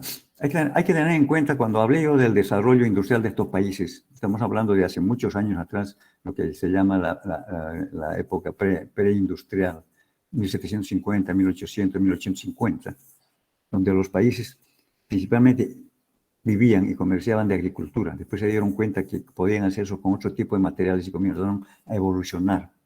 Pero toda esa transformación, esa producción, ¿se hace con qué? Con energía. Un motor no se mueve si no tiene energía, un carro, lo que quieran, ¿no? Un arado automatizado sin energía no hace nada. ¿Cómo se han desarrollado estos señores? Porque echaban mano a la energía proveniente de fósiles. ¿Eh? Y entonces usaban el petróleo por doquier, carbón, petróleo y gas contaminante por doquier. Entonces obtenían energía cómoda y metían energía en todo sitio. ¿Qué ha pasado? Contaminaban todo el medio ambiente. Tenemos la contaminación industrial bárbara. Tenemos el mundo en general está luchando para que la temperatura del clima no suba más allá de 1.5 o 2 grados, que es el límite por el exceso de los gases invernaderos que están arrojando todos los países, o los que ya arrojaron. Para lograr esa evolución industrial de estos países, han botado cientos de billones, con B grande, billones de toneladas de CO2 al medio ambiente. De tal forma que estamos en un recalentamiento. Por eso que se está deshilando los polos, se están inundando los mares. Hay frío porque los hielos están bajando y no nos damos cuenta. El COVID no solamente es porque alguien se contagió, se comió un murciélago, ¿no? Es la desesperación del mundo que está luchando porque se está intoxicando. Tenemos que limitar. Y no solamente la limitación es que se llama por efecto de los gases invernaderos provenientes de la quema de combustibles fósiles. También la depredación que se llama de los bosques. Se quema un bosque y va a ver la cantidad de CO2 que está botando arriba. En Perú, la mayor cantidad de emanación de gases tóxicos es por la deforestación de bosques y el cambio de uso, porque están cambiando. Yo no quiero ya ese bosque, lo quiero para lo quemo, ¿por qué? Porque voy a explotar minerales o, en fin, o voy a poner, ¿qué se llama? Soya, por ejemplo, han plantado, o palma de aceite, aceite de palma, etcétera. Desforestamos y contaminamos. Justamente en ingeniería química, ustedes tienen ahí un programa de ambiental, un curso de ambiente, y es muy interesante. Entonces, para hacer cualquier actividad, cualquier proyecto en ingeniería química o en proyectos de desarrollo, industria, lo que quieran, vayan pensando ya en otros tipos de combustibles. En Cusco, por ejemplo, yo no sé cómo estarán las ladrilleras, por ejemplo, que queman en la arcilla para hacer ladrillos. Para la construcción están quemando petróleo o carbón. Contamina mucho. Pero ahora ya tienen que pensar en un gas que no tenga como residuo carbón u otra cosa que no contamine, o energía eléctrica. Tenemos que pensar ya en motores de otro tipo.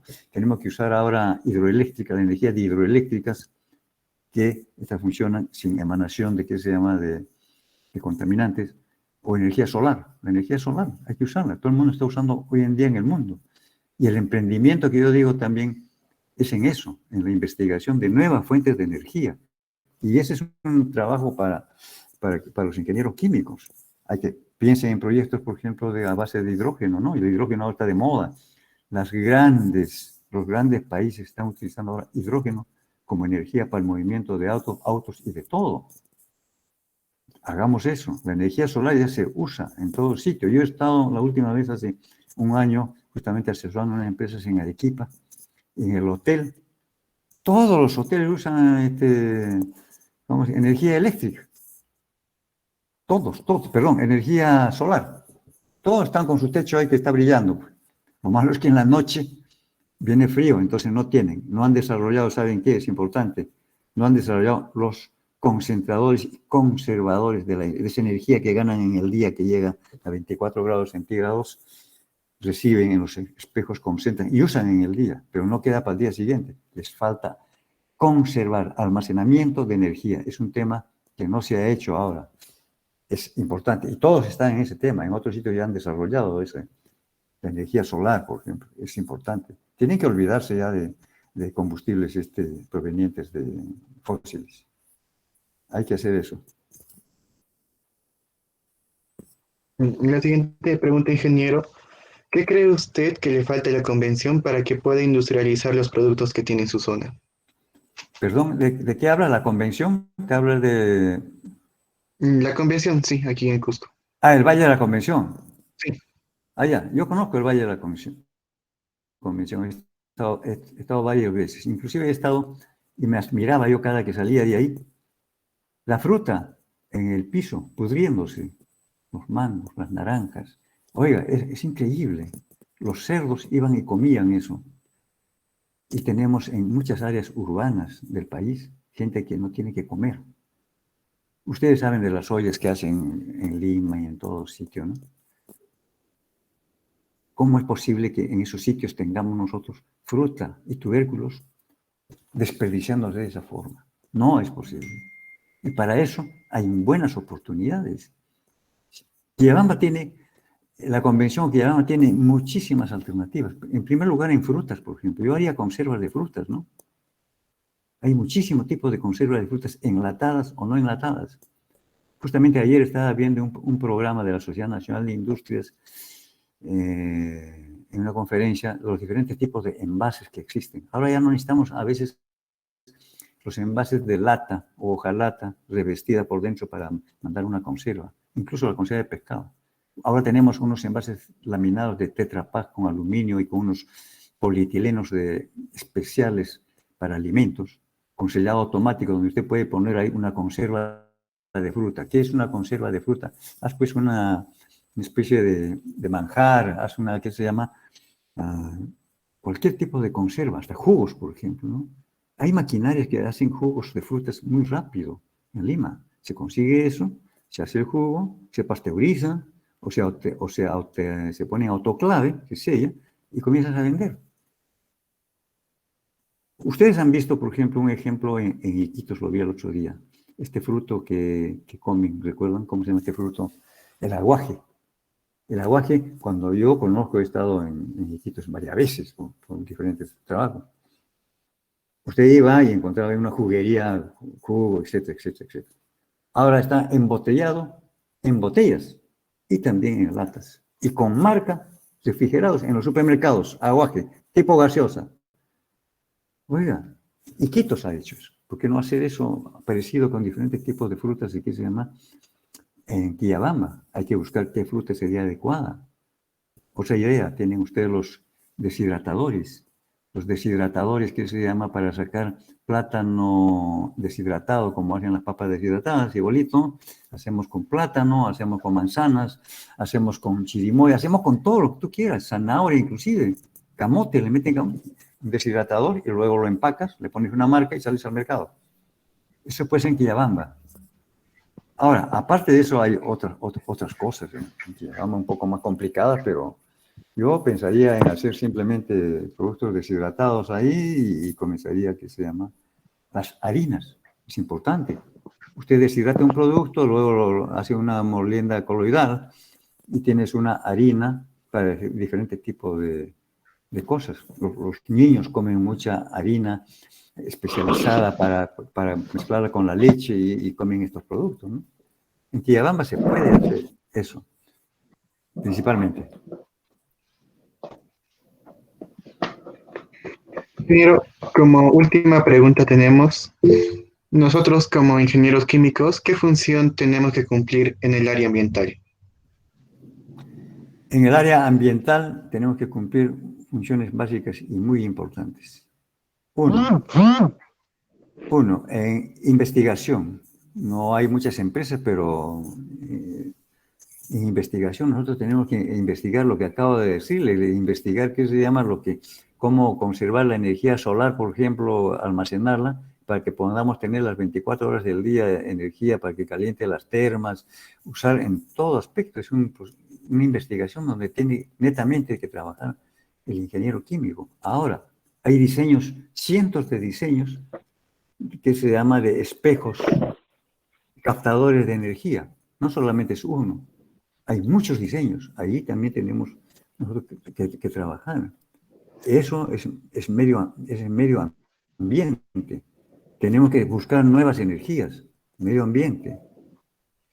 Así que, ahora, desgraciadamente, el gobierno debería poner el Consejo Nacional de Ciencia y Tecnología, creo que es el CONCITEC, no sé hasta qué punto está trabajando, pero hay muchísimo que hacer ahí y no está colocando a ingenieros químicos que realmente deberían poner, como digo, en mancha, deberían poner ahí unos 100, 200 ingenieros para que estén investigando todo lo que es la contaminación ambiental y todo lo que es ciencia y tecnología. No lo estamos haciendo. Yo digo, país que no haga ciencia y tecnología, país que no crece, nunca. Ciencia y tecnología es lo que se necesita. Y dentro de todo eso está la investigación para la no contaminación. Esa es la respuesta. Gracias. Gracias, ingeniero.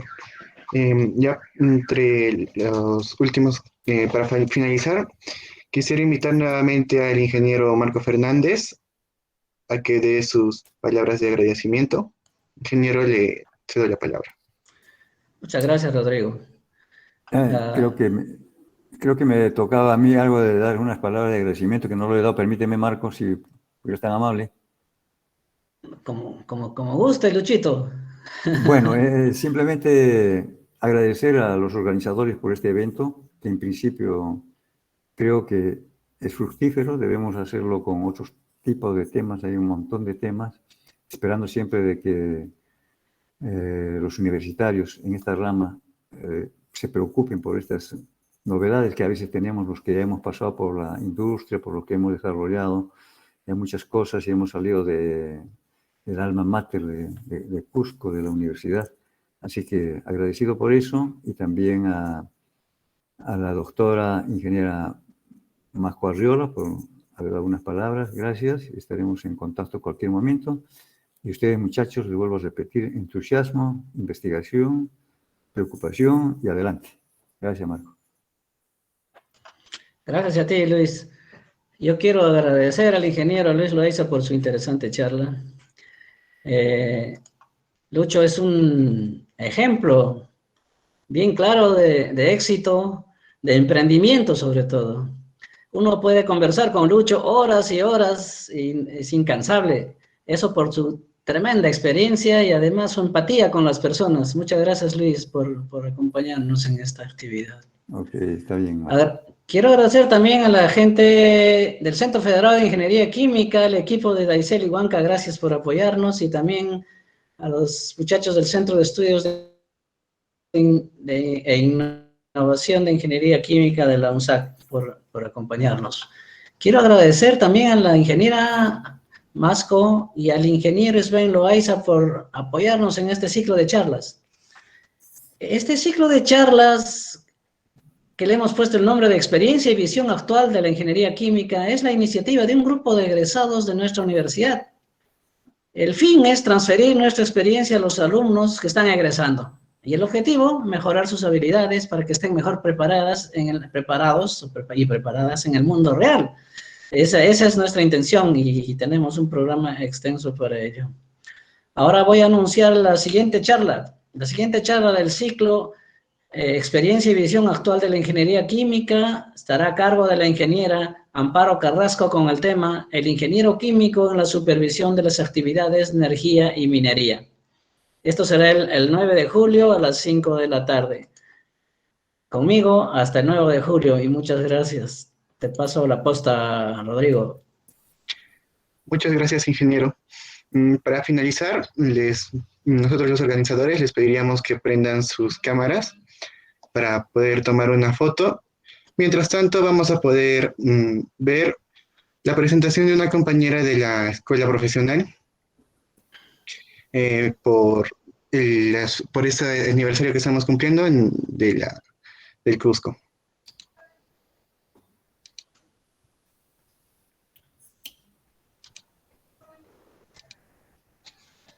Hacemos la invitación a todos para que puedan prender sus cámaras y de este modo poder...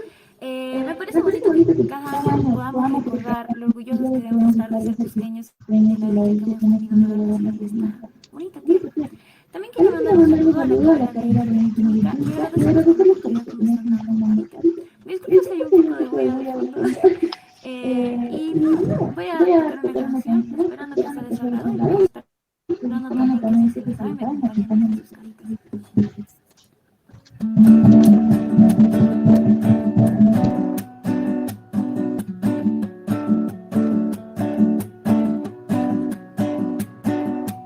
Hoy ya no quiero verme contigo, no sabes cuánto sufro, cariño.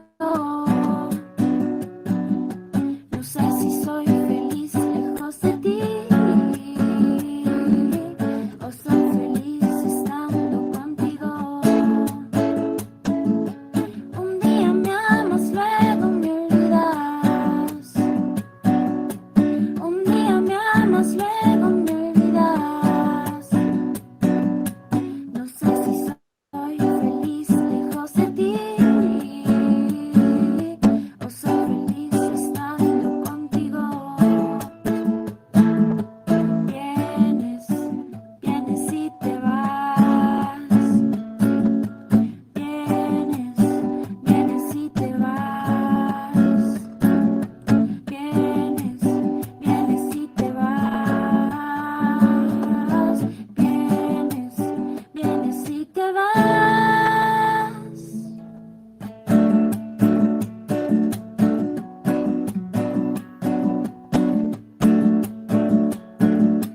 Vienes,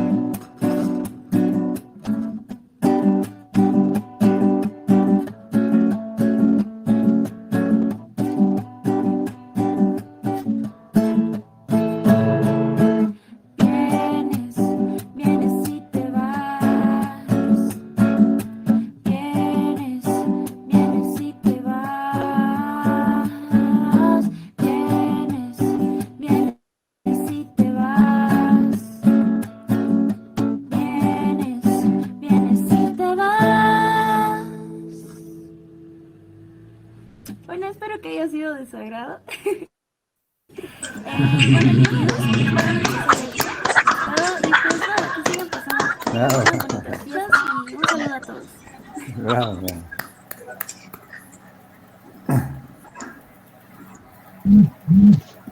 Bueno, muchas gracias a todos por estar hoy día en esta charla. Agradecer a los ingenieros que hoy día nos pudieron contar sobre sus experiencias y un poco sobre la carrera.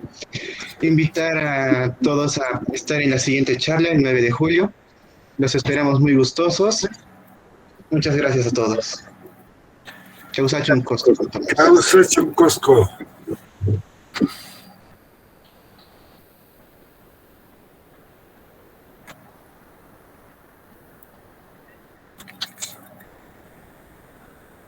Ingeniero, buenas noches.